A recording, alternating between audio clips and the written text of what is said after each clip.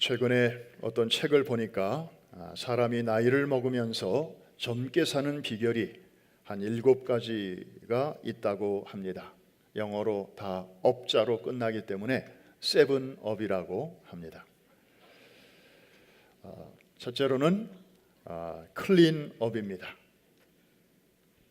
노인이 되면 몸에서 할아버지 냄새도 나고 할머니 냄새도 나기 마련입니다. 그래서 그런 소리 듣지 않으려면 매일같이 자주 목욕도 하고 향수도 뿌리라는 거죠.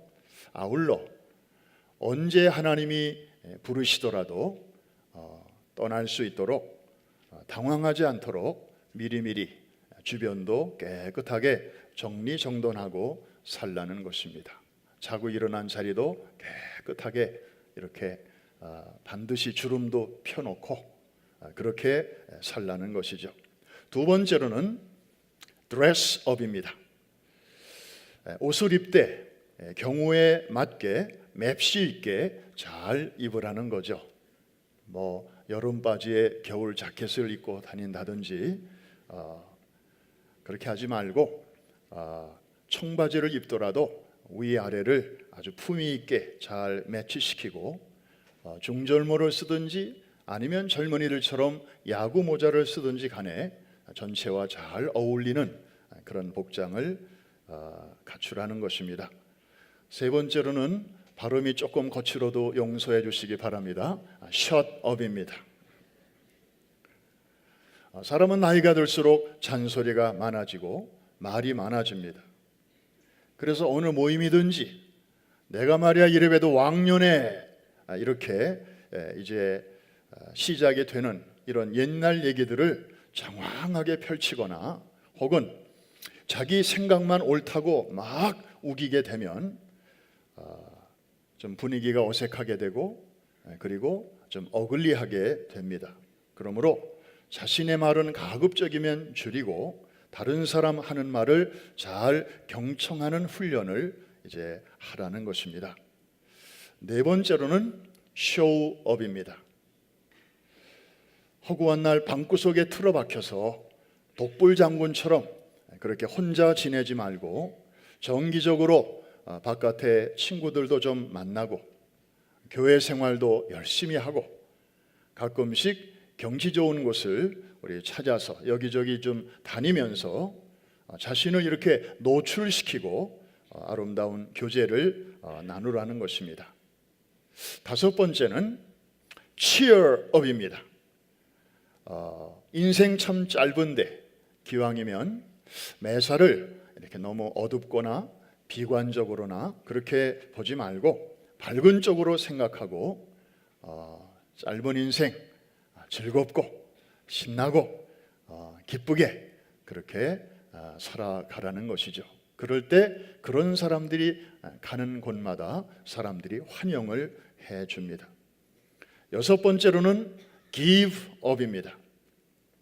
언젠가 때가 되면 내가 그토록 애착을 갖고 있었던 것들을 이제 놓고 가야 할 때가 오게 되죠. 그러므로 그런 날이 왔을 때 갑자기 하려고 하면 어려우니까 서서히 좀 이렇게 양보하는 훈련도 좀 하고 그리고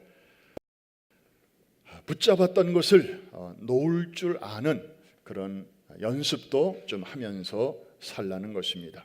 마지막이 참 중요합니다. 일곱 번째는 페이업입니다. 매일같이 남이 사주는 밥만 먹지 말고 가끔씩은 한턱도 쏘고 어려운 사람을 위해서 도네이션도 좀 할 줄 알고 선교하자 그러면 일불의 기적에도 동참하고 그리고 하나님 나라를 위해서 헌금도 열심히 하라는 것이죠. 남은 인생 결코 인색하게 살지 말라는 것입니다.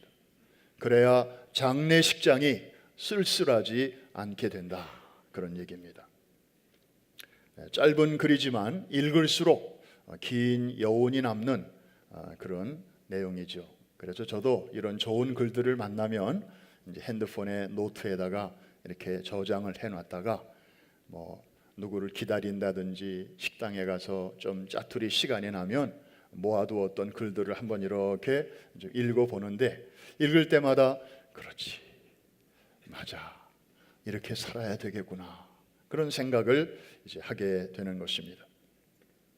사랑하는 성도 여러분, 오늘 로마서 두 번째 시간에 나이에 관계없이 우리의 삶을 항상 젊고 싱싱하게 살아가는 괜찮은 비결을 우리는 본문에서 만나게 됩니다. 다른 게 아니고 우리가 하나님 앞에 가기 전에 이루고 싶은 고상한 꿈을 적어도 한 가지 이상은 우리가 갖자 하는 것입니다. 우리가 그런 꿈을 갖게 되면 놀라운 사실은 그 다음부터는 그 꿈이 우리를 이끌고 간다는 사실이에요. 지금도 아직 생존에 계시죠. 지미 카터 전 미국 대통령이 그런 말을 했습니다. 사람은 나이가 든다고 늙어가는 것이 아니다. 언제부터 늙느냐? 꿈이 있던 자리에 후회가 찾아오면서부터, 꿈을 몰아내고 후회가 점점 차오르면서부터 그 사람은 늙기 시작한다. 그러니까 이 말은 뒤집어 얘기하면 뭡니까? 나이가 들어도 항상 미래를 향한 꿈을 꾸는 사람은 세월을 타지 않는다는 거죠. 나이에 비해서 젊게 산다는 거죠.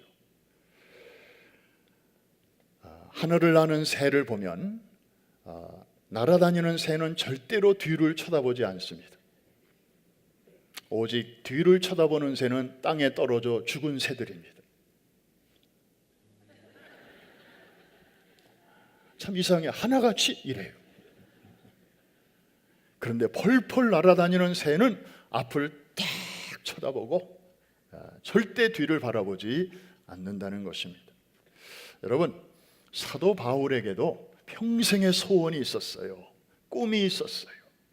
그리고 그 꿈을 꾼 다음부터는 그 꿈이 그를 끌고 다녔어요. 언제까지? 주님 앞에 가는 그날까지. 그 꿈, 소원, 그것이 뭐였을까요? 로마서를 보면 복음을 싣고 로마에까지 가는 것이었습니다. 우리 지난 시간에 잠깐 소개드린 대로 이 꿈은 언제부터 꾸기 시작했는가 하면은 에베소 전도 때부터. 당시 아시아의 수도였고 우상의 도시였던 에베소 도시가 바울이 전한 그 복음으로 말미암아 완전히 업사이드 다운되는 모습을 보면서 도시도 놀랐지만 가장 놀란 것은 바울 자신이었습니다.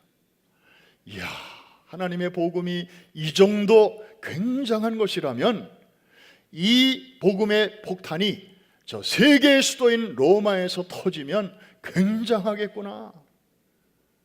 세계 선교가 왕창 앞당겨질 수 있겠구나. 그런 생각을 왜 안 하겠어요? 여러분 같아도 할 텐데. 그래서 그때부터 한번 따라합시다. 내가 로마도 보아야 하리라. 이 말을 어디서부터 했다고요? 에베소에서부터 한 거예요. 그때부터 이게 그의 꿈이 되었고 그의 소원이 되었습니다. 이 꿈에 사로잡힌 바울은 그 이후에도 여러 번 로마 행을 시도했지만 이상하게 길이 잘 안 열렸어요. 여러분, 꿈을 꾼다고 해서 잘 풀리면 얼마나 좋겠습니까마는 때로는 좌절도 경험합니다. 혹시 이거 잘못된 꿈은 아닐까? 이런 생각을 할 수도 있죠. 그러나 바울은 자기가 속에서 만들어낸 꿈 같으면 환경에 따라서 이렇게 저렇게 변형도 되고 굴절도 되었겠지만 이 꿈은 자기 안에서 스스로 만들어내는 것이 아니고 하나님께로부터 주어진 꿈이기 때문에 환경에 관계없었습니다. 결국에 바울은 로마에 가게 되었죠. 물론 죄수의 신분으로 가긴 했지만 로마 땅을 밟게 되고 거기서 복음을 전하다가 그는 생을 마치게 됩니다. 그러면 왜 바울은 그토록 로마에 가기를 원했을까요? 첫 번째 이유는 그곳에 있는 성도들을 위로하고 격려하고 싶었을 것입니다. 우리 지난 시간에 살펴본 대로 로마에도 교회와 성도가 있었는데 그것은 선교사가 세운 교회가 아니었어요. 목회자가 있는 교회가 아니었어요. 교회는 있는데 지도자가 없어요. 왜? 흩어져 있던 유대인들이 오순절 절기를 지키기 위해서 예루살렘에 모였다가 마침 오순절 성령 강림 사건을 그들이 목격하게 되었어요. 막 성령이 강하게 역사하니까 사람들이 방언을 하기 시작하는데 여러분들이 지금 하는 그런 방언이 아니고 완전한 외국어를 막 하는 방언이었어요. 제노글로시아라는 그렇게 표현하는데 갑자기 막 각 나라 말을 하니까 각 나라에서 온 사람들이 자기네 말을 알아듣고 이게 웬일이야? 아니 예루살렘에서 우리나라 말을 듣다니? 그러면서 다들 신기해하고 놀랐지요. 그 자초지종을 듣고 보니 이게 바로 성경대로 예수님께서 이 땅에서의 사역을 마치시고 승천하신 후에 몇 날이 못되어 성령을 선물로 받으리라 하셨는데 그 말을 들은 사람들이 열심히 기도한 결과 하나님께서 약속대로 승천 후 열흘 만에 성령을 보내주신 것이로구나. 하나님은 정말 신실하신 분이시로구나. 예수님에 관한 사건은 다 성경대로 지금 진행되는 것이로구나. 이 모든 일이 하나님이 하시는 일이로구나. 이러면서 사람들이 은혜를 받았잖아요. 그리고 절기가 끝나고 다 왔던 곳으로 돌아가게 되었는데 그 중에 로마에서 온 사람들이 로마로 돌아가서 자기들끼리 이제 예배를 시작하게 된 것입니다. 이게 바로 로마 교회였습니다. 그러니까 바울은 로마에도 성도들이 있다는 얘기를 듣고 너무 반가웠고, 그런데 지도자가 없다는 얘기를 듣고 너무 안타까운 생각이 들었죠. 그래서 나라도 빨리 가서 저들을 만나야지. 그리고 주님이 내게 부탁하신 복음을 저들에게 잘 이렇게 설명하고 양육해서, 정말 세계의 수도인 로마이기 때문에 수많은 종교도 많고 이단, 철학, 사상들이 난무하는 그곳에서 믿음을 지키는 우리 성도들로 하여금 견고하게 세워줘야 되겠구나. 자, 이런 마음이 굴뚝 같았을 것입니다. 그런데 또 다른 이유가 있었습니다. 더 근본적인 이유, 바로 오늘 본문에 나오고 있습니다. 그것은 바로 빚진 자의 심정 때문입니다. 그래서 오늘 제목이 내가 빚진 자라 하는 것입니다. 한번 따라해 주실까요? 내가 빚진 자라. 혹시 여러분 가운데 지금까지 살아오면서 빚 한 번도 안 져본 사람 있으면 아마 한 분도 안 계실 거예요. 한국에서는 좀 있었는데 미국 와서는 빚 없습니다. 이런 사람 아마 한 분도 없을 거예요. 제가 미국 와서 살아보니까 처음부터 끝까지 빚이에요. 뭘 하나 사도 다 이렇게 크레딧으로, 그래서 매달 얼마씩 갚아가는 거예요. 그러니까 이 물건이 뭐 내게 아니에요. 쓰기는 내가 쓰지만 진짜 주인은 저 따로 있어요. 그냥 렌트 인생이에요. 어마어마한 빚 위에서 그냥 잠시 테넌트로 살다가, 그래서 오라 하시면 그냥 떠나가는 거예요. 그런데 뭐 우리도 빚이 많지만 역사상 사도 바울만큼 큰 빚을 진 사람은 또 없을 거예요. 왜냐?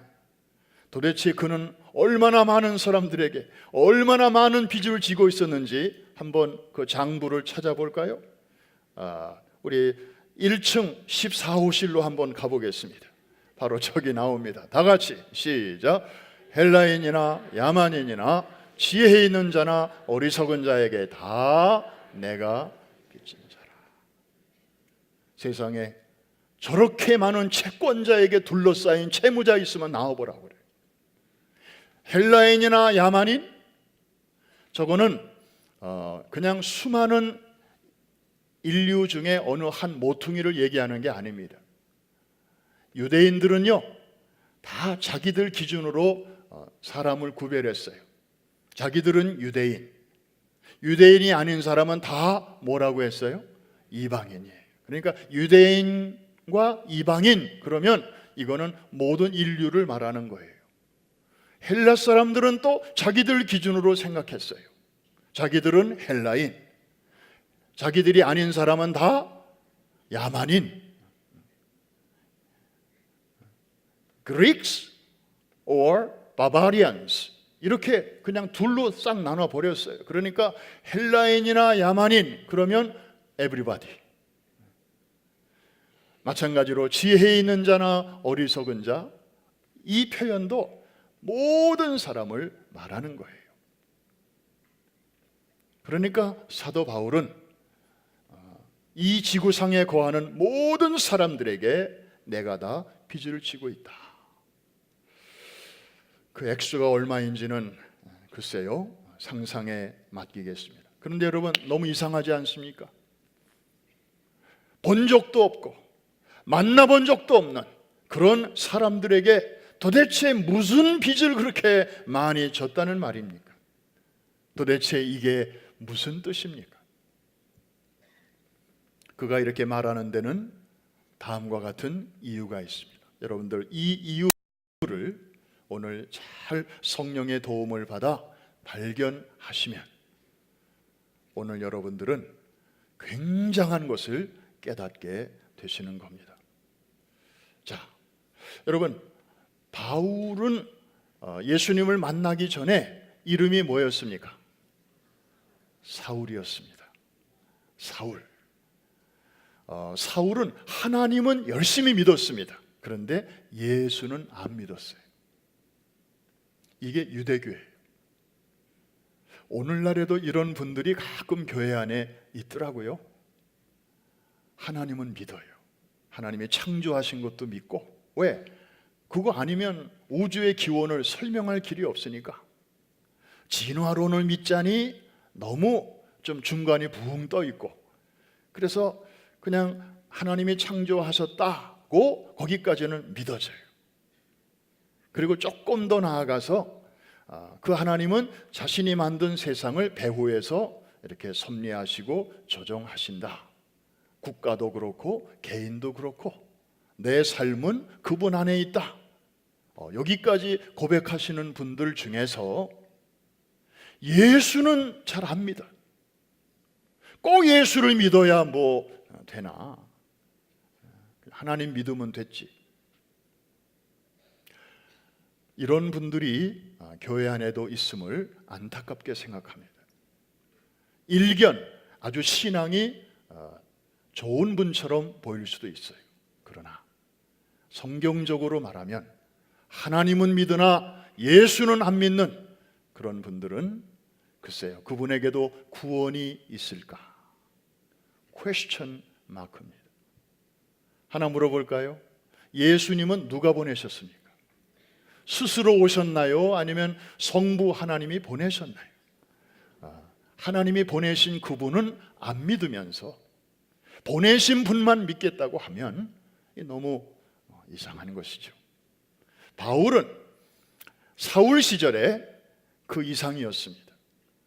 예수 믿는 사람들 보면 그냥 나도 바쁜데 아유 니들이나 잘 믿어라 그러고 지나가는 게 아니고 이 사람들을 찾아가 가지고 신고하고 잡아서 옥에다가 가두어야 직성이 풀리는 사람이었습니다. 아주 하나님을 너무나 뜨겁게 믿다 보니까 이런 일들이 생긴 것입니다. 하나님이 위에서 보시고 기뻐하셨을까요? 전혀 아니죠. 그랬던 바울이었습니다. 그러니까 그의 행동으로 보면 이 바울은 지옥행 영순이었습니다. 하나님의 심판 1순위였습니다. 그런데 어느 날 이 사울을 하나님께서 만나 주셨어요. 부활하신 예수님이 이 사울에게 찾아오셨어요. on the way to Damascus, 다메섹으로 가는 그 길에서 만나 주셨어요. 이때 사울은요, 예수님을 만나고 싶은 상태가 아니었습니다. 예수님, 내가 당신 좀 만나고 싶어요. 계시면 좀 어디 계신지 나한테 좀 보여주세요. 내가 목마른 사슴처럼 당신을 찾기에 갈급하나이다. 뭐 이런 심정이 아니었어요. 그날도 다메섹에 예수 믿는 사람들이 좀 있다는 소식을 듣고 열리를 제치고 그 사람들 잡으러 가는 길이었어요. 하나님을 위한다는 열심 때문에. 그런데 바로 그 순간 빛으로 오신 예수님께서 이 사울을 만나 주신 것입니다. 전혀 그는 예수님을 기대하지 않았어요. 그의 행동은 옳지 않았어요. 죄인 중에 괴수였어요. 만나기를 원치도 않았는데 부활하신 주님이 찾아오셔서 만나 주셨잖아요. 훗날 사도 바울은 이 사건을 회상하면서 Why? 왜 주님이 나를 만나 주셨을까? 왜 주님이 나를 찾아오셨을까? 그의 행위로 보면 아니었어요. 그냥 그는 지옥으로 가야 마땅한 사람이었어요. 그런데 왜 내가 가는 길을 막으시고 나를 구원해 주신 것일까? 그는 드디어 깨달았습니다. 그리고 사도행전 9장 15절에 다음과 같이 기록하고 있습니다. 굉장히 중요한 구절입니다. 바울을 이해할 때에 아주 안경과도 같은 그런 구절입니다. 우리 같이 한번 큰 소리로 읽겠습니다. 시작. 께서 이르시되 가라.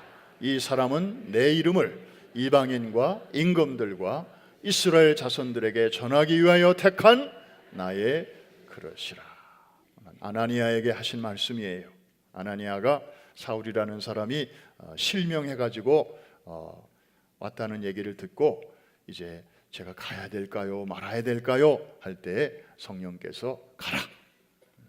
그러면서 그 사람은 내가 이런 목적으로 택한 내 그릇이다. 이렇게 말씀하시는 내용이었습니다.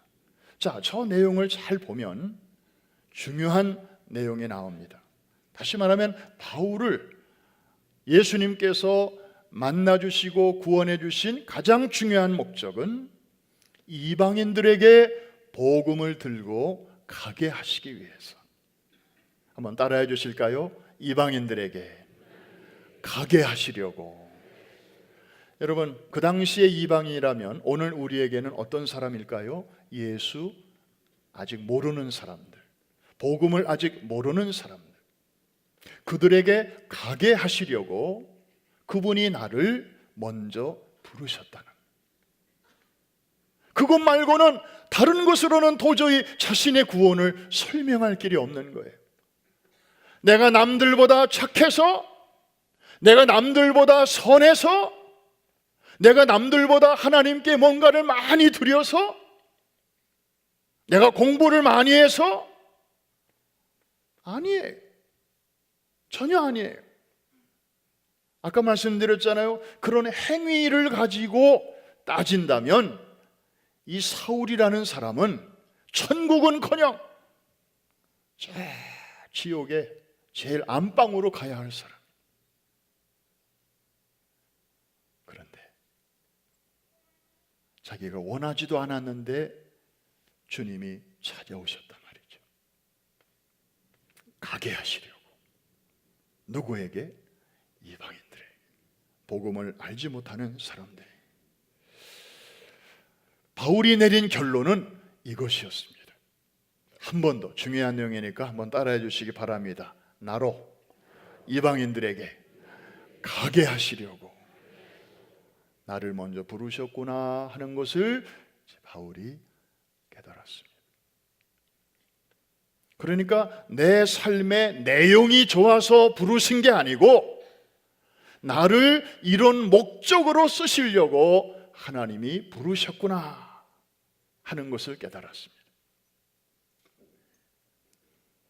다르게 표현하면 나 때문에 구원하신 게 아니고 저들 때문에 구원하셨구나.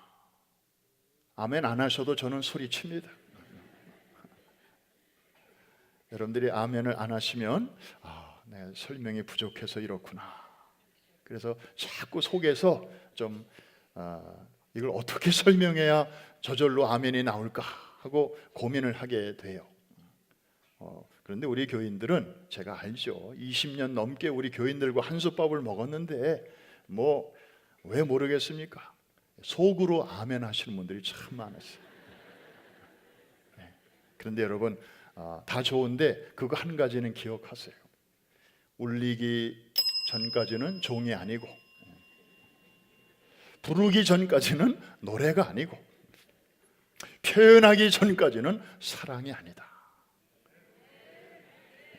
그래서 우리 한국 남성들이 아내를 사랑 안 하는 것도 아니고 뭐 애들을 뭐 아끼지 않는 게 아니에요. 얼마나 아끼는데요. 다만 표현을 잘 안 해서 그래요. 남성들만 이해 공감이 되시면 아멘. 네. 그거 봐요. 근데 지금까지는 그렇게 사셨는데 앞으로는 좀 표현하면서 사시는 것도 괜찮을 거예요. 뒀다가 언제 하시려고? 임종의 자리에서 아멘 하려고 하면 소리도 안 나와요. 그러니까 이렇게 건강하고 힘이 있을 때 그렇게 아멘 하고 억지로는 하지 마시고 정말 마음속에서 그렇구나, 그렇게 되기를 원합니다 할 때 할렐루야. 그래서 나 때문에 내가 괜찮은 사람이라 하나님이 나를 부르셨구나. 나만큼 공부한 사람도 없고 나만큼 출신이 좋은 사람도 없고 나만큼 배경이 좋은 사람이 없으니까 내가 원하지도 않았는데 하나님이 주님이 나를 만나셨구나. 이게 아니고 저 사람들에게 가게 하시려고 나를 부르셨구나. 그러니까 바울이 생각이 묵상할 때 점점 이제 깊이 들어가는 것입니다. 저 사람들에게 가게 하시려고 나를 구원하셨다면, 그 목적이 아니었다면 어쩌면 나는 아직도 구원받지 못할 뿐만 아니라 아직도 하나님의 마음을 아프게 하고 예수 믿는 사람들을 못 살게 굴고 그런 죄악 덩어리로 살 뻔했는데 결국 나를 중간에서 더 이상 그 일을 하지 못하도록 주님이 막아주신 것은 저분들 때문이다. 그러므로 저분들은 나의 구원을 가능케 해준 고마운 사람들이다. 내 영적인 생명의 은인들이다. 바울의 생각이 이제 거기까지 미치게 된 것입니다. 여러분, 예수를 믿어도요, 우리가 여기까지 나가지 못하면 우리 주변에 안 믿는 사람들 보면은 아이고 불쌍해라, 저러다가 갑자기 교통사고가 나서 죽으면 그냥 천국에 못 가고 지옥에 갈 거 아닌가, 다 이런 수준에 머물게 돼요. 그리고 영적인 엘리트 의식에 사로잡히게 됩니다. 그래도 나는 구원받았어, 저들은 not yet. 그리고 거기에 안주하게 돼요. 이게 대부분의 오늘날 크리스찬들의 수준입니다. 그런데 바울은요, 거기에 머물지 않았어요. 저분들 때문에 내가 구원을 먼저 받았구나. 저분들이 아니었다면 나는 아직도 구원은커녕 심판, 멸망, 영순인데 너무 고마운 분들이로구나. 여러분, 유대인들은 이방인들을 지금까지도 지옥불의 불쏘시개로 봅니다. 구원은 오직 아브라함의 자손인 유대인들만의 것이다. 이방인들은 죽었다 깨나도 천국에 들어갈 수 없다. 지옥에 가면은 꺼지지 않는 불이 있는데 그 불이 꺼지지 않게 하려면 어마어마한 장작더미가 필요한데 하나님께서 지옥의 땔감으로 쓰시려고 이방인들을 만드셨다.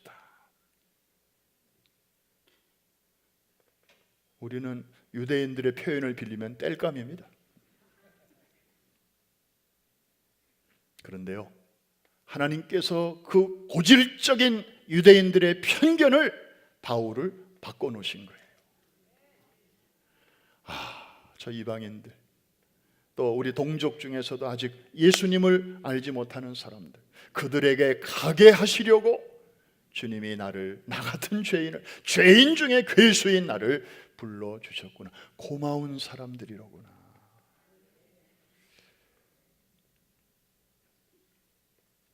그리고 그 생각은 곧바로 어디까지 디벨롭이 되는가 하면, 나는 당신들에게 큰 빚을 지고 있어. 당신들은 모르지만 나에게 어마어마한 채권자요, 나는 채무자요. 그런 생각을 하게 되었습니다. 이 빚진 자의 부담감이 그때부터 사도 바울을 그 자리에 가만히 앉아있지 못하게 만들었습니다. 그래서 1차 전도 여행을 떠나게 했습니다. 전도 여행하면서 좋은 일만 있었겠습니까? 험한 일, 굳은 일 많이 당했잖아요.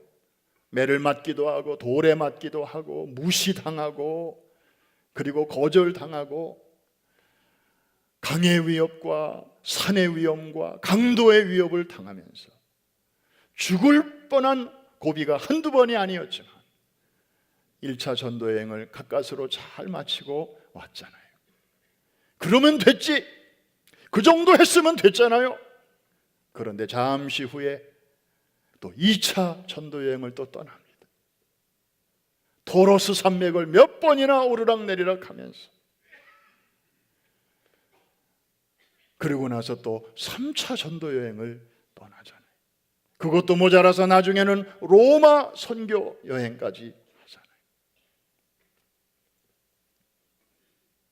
이게 빚진 자의 심정입니다.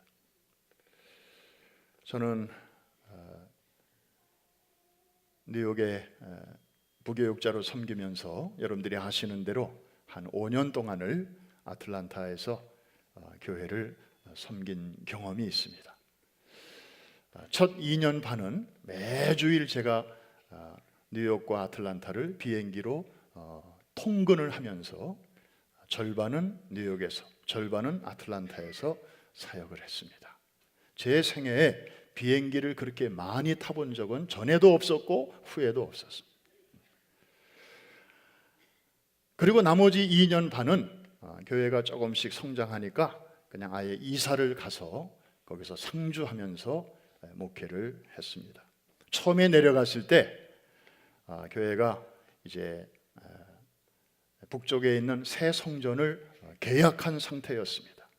교인은 애들까지 합하여 70명 남아있는 상황이었고 500만 불에 가까운 커다란 건물을 계약해 놓은 상황이었어요. 내용은 안에는 텅 비어 있고 그냥 웨어하우스 박스만 하나 딱 이렇게 계약해 놓은 상황이었어요. 그때부터 이 빚과의 싸움이 시작이 되었어요. 매월 모계지를 내야 하는 그 부담이 얼마나 교회를 짓누르고 있는지 전 뉴욕에 있을 때는 그런 거 몰랐어요.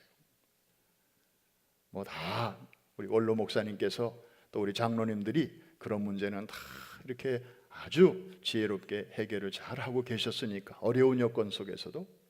그런데 제가 가서 막상 부딪혀 보니까 매달 거의 3만 불에 가까운 모계지를 내야 되는데 왜 이렇게 한 달은 바로바로 오는지. 아마 이 비즈니스 하시는 분들은 그 심정을 제가 조금 이해할 것 같아요. 월급 주는 날은 왜 이렇게 빨리 오는지 몰라요. 막 편지가 옵니다. 살벌한 내용이에요.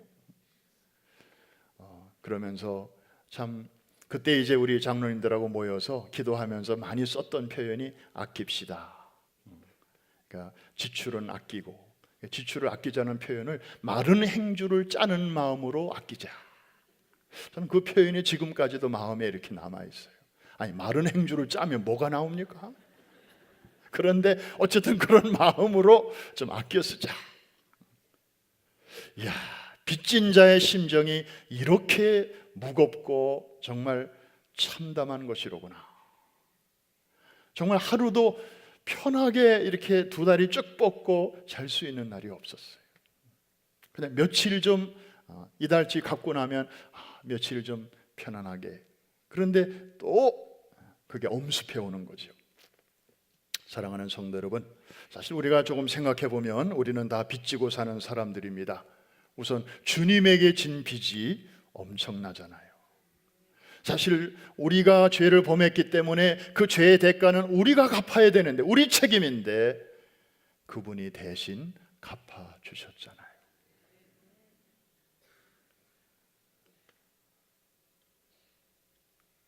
우리 인간의 힘으로는 해결할 수 없는 숙명적인 문제가 두 가지가 있습니다. 하나는 죄의 문제, 하나는 죽음의 문제. 이거는 과학과 철학과 무슨 인간의 문명으로 해결되는 문제가 아니에요. 아직까지도 해결이 안 되고 있어요. 죄의 문제, 죽음의 문제.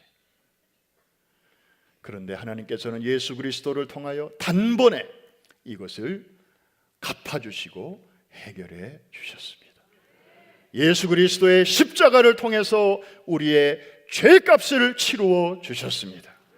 그리고 3일 만에 그분의 부활을 통하여 우리의 죽음의 문제를 해결해 주셨습니다. 할렐루야. 우리가 이것은 그저 생각만 해도 어제 감사드렸지만 오늘 또 생각하면 또 감사하고, 여기에 대한 감사와 찬양은 사는 날 동안, 내 호흡이 있는 동안 끊어질 수 없는 줄로 믿습니다. 다 이루었다라고 주님께서 나무에 달려 말씀하셨을 때에 다 완불했다, 그런 뜻이었습니다. 두 번째로, 우리를 이렇게 신앙의 자리에까지 잘 이끌어준 고마운 분들에게 우리는 또 빚을 지고 있습니다. 혹시 여러분 가운데 나는 사람에게 전도받지 않고 천사에게 전도받았다, 혹시 그런 분이 계세요? 성가대원 중에 혹시 누가 있어요? 천사가 나를 전도했다. 아니, 천사도 아니고 나는 꿈속에서 주님이 직접 나를 사도 바울처럼 만나 주셔서 내가 예수 믿게 됐다. 그런 분 있으면 예배 끝난 다음에 조용히 제 방으로 좀 찾아오시기 바랍니다. 좀 대단한 분이죠. 우리 시대의 사도 바울 같은 분이에요. 그런데 대부분은 눈에 보이는 사람들을 통해서 복음을 소개받았습니다. 그래서 교회의 첫 발을 디디게 되었고, 그 고마운 분이잖아요. 여러분 절대 그분 잊으면 안 돼요. 아멘. 그리고 내가 신앙생활을 시작한 지 얼마 안 됐을 때 또 넘어지고 낙심하고 의심하고 막 흔들리고 그랬을 때에 누군가가 옆에서 나를 이렇게 잡아준 분들, 격려해 주시고, 그래, 그거 이상한 거 아니야, 우리도 다 그랬어. 신앙생활 하다 보면 이게 어린애가 성장하는 거와 똑같아. 뒤뚱뒤뚱 하다가 또 넘어지고 그러다가 또 일어나고 그러면서 성장하는 거야. 이거 다 성장통이야. 그러면서 하마터면 그분들이 아니었으면 뭐 교회가 뭐 이래, 예수 믿는 사람들이 뭐 이래, 다 천사들인 줄 알았는데 아니네. 그리고 낙심할 뻔했는데, 그런 분들이 중간중간 고비고비마다 여러분들을 붙들어 주셨잖아요. 그런 분들에 대해서도 우리가 많은 빚을 지금 지고 사는 것입니다. 그런데 대부분의 사람들은 여기서 끝이에요. 근데 오늘 말씀을 듣고 보니 우리 주변에 또 다른 채권자 그룹이 있다는 사실, 여러분 주변에 아직 예수님을 알지 못하는 그런 사람들에게 우리는 또 다른 빚을 지고 있다는 사실을 우리는 말아야 합니다. 여러분, 저분들이 아니었다면 저나 여러분은 아직도 구원받지 못했을지도 모릅니다. 그분들에게 가게 하시려고 주님이 우리를 먼저 구원하셨기 때문입니다. 그러니 여러분 주변에 있는 불신자들은요, 쯧쯧쯧의 대상이 아니에요. 정말 내 구원을 가능케 해준 고마운 분들이고 내 영적인 생명의 은인들이라는 사실, 그런 시각으로 그분들을 새롭게 바라보게 되기를 주의 이름으로 축원합니다. 이게 바로 바울이 내가 빚진 자다라고 말하는 심정이었습니다. 사실 내가 저들보다 먼저 구원받을 만한 근거가 내 안에 없습니다. 오히려 착하게 사는 거로 말하면 저분들이 더 나을 수 있습니다. 그런데도 우리를 먼저 불러주신 것은 우리가 저들보다 나아서가 아니고, 저들보다 착해서가 아니고, 저들보다 선해서가 아니고, 그저 한 가지 목적, 저들에게 가게 하시기 위해서. 그러므로 우리는 저분들에게도 어마어마한 구원의 빚을 지고 있는 것입니다. 1939년에 오스카라고 하는 이름을 가진 아주 교활한 독일인 사업가가 있었습니다.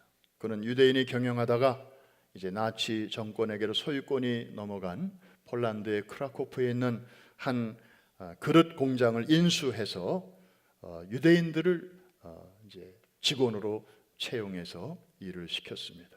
그렇게 한 이유는 고생하는 유대인들을 이렇게 살려주기 위한 숭고한 목적이 아니었고, 처음에는 값싼 노동력을 이제 이용하기 위함이었습니다.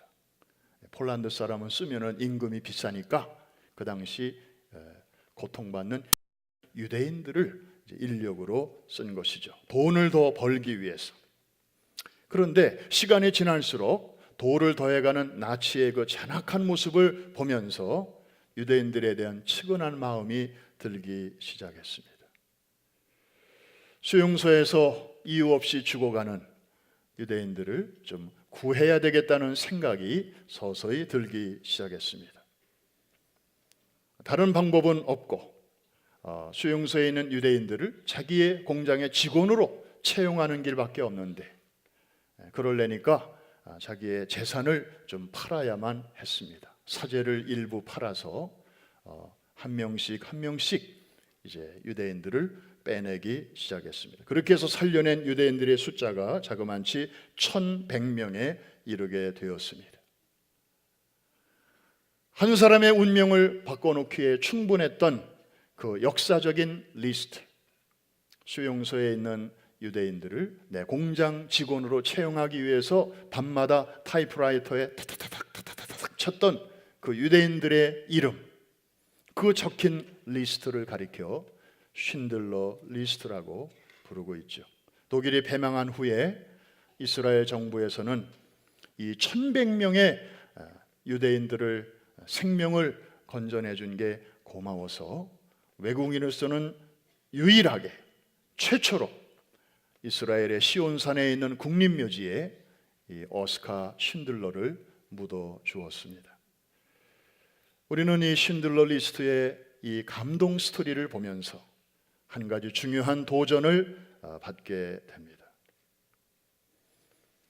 독일인 그의 리스트에는 적어도 1100명의 사람들의 이름이 남아서 지금까지도 많은 사람들에게 감동을 주고 있는데, 오늘 현재 허연행 리스트에는 과연 몇 명이 있는가? 나로 말미암아 어둠에서 빛으로, 사단의 권세에서 하나님의 나라로 옮겨진, 하나님이 인정하시는 그런 사람들의 리스트가 과연 몇 명이나 있는가? 우리가 주님 앞에 서는 그날에 다 드러나게 될 것인데, 사망의 길, 저주의 길, 심판의 길에서 생명의 길, 구원의 길, 천국 가는 길로 운명이 나로 말미암아 바뀐 사람들이 지금까지 몇 명쯤 있을까? 내 믿음 하나 잘 지키다가 천국 가는 것이 하나님이 예수 그리스도를 통하여 내게 구원을 베풀어 주신 가장 큰 목적이라면 it's okay. 그러나 성경 어디를 봐도 우리를 단지 그 목적으로 구원하셨다는 말씀은 찾아볼 수가 없습니다. 여러분 혹시 주님 앞에 서고 보니 내 주변에 마땅히 세상에서 살 때는 내 주변에 많이 있었는데 그날 아침 천국에서 깨어나 보니 나 혼자 있게 되었다면, 내 사랑하는 가족들이 많이 안 보인다면, 내 사랑하는 자식 중에 한둘이 미싱이라면, 여러분 거기가 진정한 천국일까요? 그날 아침 여러분은 진정한 구원하심이 보좌에 앉으신 이런 찬양을 그 앞에서 기쁨으로 부를 수 있겠는가 하는 것입니다. 우리가 얼마 전에 공부했던 다니엘서의 결론 이렇게 끝나고 있지 않습니까? 많은 사람을 옳은 대로 돌아오게 한 자는 별과 같이 영원토록 비추리라. 여러분 오늘 한 가지만 다시 한번 분명히 하십시다. 나는 미국에 와서 경제적으로 빚을 지고만 사는 게 아니고 또 다른 측면에서 내가 많은 빚을 지고 있구나. 주님께도 빚을 지고 있고 또 나를 영적으로 인도해 준 사람들에게도 빚을 지고 있고 더 나아가 내 주변에 주님을 아직 모르는 사람들에게까지 내가 큰 빚을 지고 있구나. 헬라인이나 야만인이나 지혜 있는 자나 어리석은 자에게 다 내가 빚진 자라. 바울의 그 말이 그런 뜻이었구나. 결국 그 고백이 나의 고백이로구나. 아멘입니까? 여기까지 우리가 함께 왔다면 이제 우리는 뭘 하면서 살아야 되겠습니까? 이 빚을 갚으면서 살아야 될 거 아니에요? 물론 다 갚을 자신은 없지만 그래도 갚다가 가더라도 그래야 그 사람은 정말 상식이 있는 사람이야. 그 사람은 정말 예의가 바른 사람이야. 하나님 앞에서도 그런 칭찬을 들을 거 아닙니까? 그래서 우리 주변에 있는 사람들 보면 그냥 그렇게 지나갈 게 아니고 그분들을 어떻게 해서든지 이제 복음의 광채를 받을 수 있는 곳까지만 여러분들이 잘 모시고 나오면 되는 것입니다. 주일 예배도 모시고 나오고 주일이 어려우면 금요 예배 모시고 나오시고 그리고 또 에클레시아 얼마나 좋습니까? 1년에 서너 번 이렇게 아름다운 천국의 잔치가 있고 오는 사람마다 주님이 깊이 깊이 만나 주시니 얼마나 감사해요. 그리고 이번에 여름 수양회가 또 있다고 하니까 거기에 또 이렇게 안내하고 사실 여러분 이렇게 초대하는 사람의 입장에서는 그냥 단순히 이런 게 있어요 오세요 라고 하는 것이지만 초청받는 사람의 입장에서는 천국과 지옥이 왔다 갔다 하는 그런 중요한 일입니다. 전도를 못하겠거든 뭐라도 하자. 애라도 낳자. 아이고 저는 이제 할아버지 할머니라서 이제 애도 못 낳아요.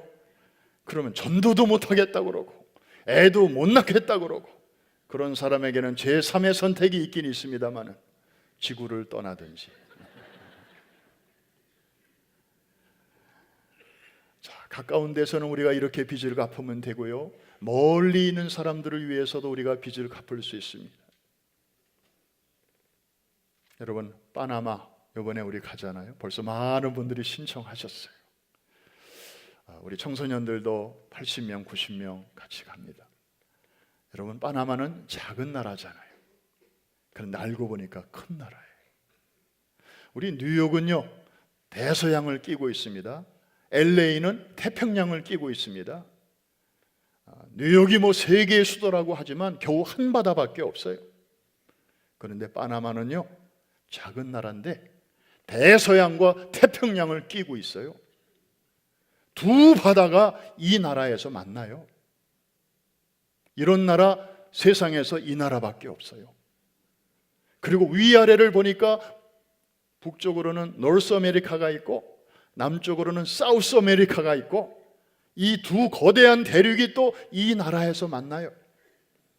세상에 좌우를 보면 두 바다가 만나고 위아래를 보면 두 대륙이 만나고 지정학적으로 이렇게 작지만 큰 나라가 또 없어요. 여기에 우리가 네 도시에 이번에 복음의 그 씨앗을 뿌리게 됩니다. 복음의 광채는 한 번 빛을 발합니다. 히로시마에 터진 그 원자폭탄의 방사선도 한 번 받은 사람, 죽을 때까지 그 영향권 안에 있잖아요. 2세, 3세들까지 영향을 주잖아요. 사람이 만든 폭탄도 그러할진데 하나님이 예수 그리스도 안에서 터뜨리는 복음의 폭탄이 터지고 그 복음의 광채를 받은 우리 어린이들과 청소년들, 하나님이 절대 모른다 하지 아니하실 줄로 믿습니다. 여러분들은 일불의 기적을 이번에 참여하십니다. 많은 분들이 참여하셨어요. 지금도 하고 계시고. 여러분, 뉴욕에서의 일불은 이거는 발레 파킹의 팁도 아닙니다. 일불 주면 좀 미안해. 호텔 방에서 팁을 줄 때에도 일불 놓고 나오면 뒤가 좀 뜨끔뜨끔해. 그런 팁도 안 되는 작은 돈이지만 그 땅에서는 한 아이를 스테디움에 초청할 수 있는 그러한 통로가 됩니다. 그 아이들이 이번에 은혜 받으면 10년이 지나면 그 아이들이 이제 청년이 되고 영 어덜트가 됩니다. 어릴 적 받은 은혜가 커서까지 이어진다고 볼 때 두 바다가 만나고 두 대륙이 만나는 이 땅에서 성장하는 이 다음 세대들을 통해서 파나마 도시가 10년 만에 업사이드 다운 되는 놀라운 일이 복음의 능력 안에서 이루어질 줄로 믿습니다. 여러분, 이런 비전을 가지고 우리가 가는 거지 그냥 작년에는 또 저기 했으니 금년에는 또 여기 하는구나, 내년에도 또 어딘가 하겠지, 뭐 이런 생각을 가지고 우리가 그냥 쫄래쫄래 따라가는 게 아니에요. 하나님의 역사에는 목적이 있고 분명한 비전이 있고 우리는 거기까지밖에 못 보지만 하나님은 그 너머까지 보시고 지극히 평범한 우리들을 사용하셔서 이 크고 놀라운 역사를 지금까지 이루어 오셨고 금년에도 이루실 것이고 앞으로도 이루실 줄을 믿습니다. 살아있는 동안에 이런 기회에 우리가 초청받는다고 하는 것은 모든 크리스찬들이 다 누리는 특권은 아닙니다. 프라미스 교회 항공모함에 승선한 사람들은 뭐 열심히 일하든 그냥 구경만 하든지 어쩔 수 없습니다. 우리들의 운명은 뭐냐 하면 그냥 한 배에 타고 있기 때문에 일해도 가고 놀아도 갑니다. 목적지에까지 갈 것입니다. 그런데 뭐 하며 가느냐가 차이가 나는 거죠. 주어진 위치에서 정말 땀 흘리며 신나게 눈빛이 바짝바짝 살아가지고 그렇게 일하면서 배 안에 있는 사람이 있고, 아유, 난 뭐 별로 할 일도 없네, 나 별로 뭐 써주지도 않네, 그러면서 그냥 배 안에 머물러 있는 사람들 있어요. 그래도 그 배 안에 있기 때문에 목적지에까지는 함께 가게 될 것입니다. 여러분, 그냥 가지 말고 의미 있게, 가치 있게, 보람 있게 하나님이 일하시는 거대한 역사에 거기에 한 모퉁이를 감당하는 귀한 일꾼으로 거기까지 가게 되시기를 주의 이름으로 축원합니다. 결론 마지막 구절 한 구절 읽고 우리 기도하겠습니다.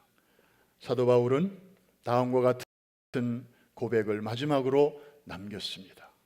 정말 아름다운 고백입니다. 이것은 바울이 이 다음에 주님 앞에 서게 될 때에 주님 앞에서 받을 면류관이 있다면 그것은 바로 자기를 통하여 주님을 알게 된 그런 사람들이다 라고 하는 고백입니다. 여러분도 같은 고백을 하시면서 우리 저 말씀 크게 한번 같이 읽겠습니다. 우리의 소망이나 기쁨이나 자랑의 면류관이 무엇이냐? 그가 강림하실 때 우리 주 예수 앞에 너희가 아니냐? 너희는 우리의 영광이요 기쁨이라. 아멘. 여러분의 리스트에 바로 저런 영혼들이 한 분씩 한 분씩 그 이름이 새겨져서 주님 앞에 서는 그날 정말 자랑의 면류관으로 여러분 모두에게 씌워지기를 주의 이름으로 축복합니다.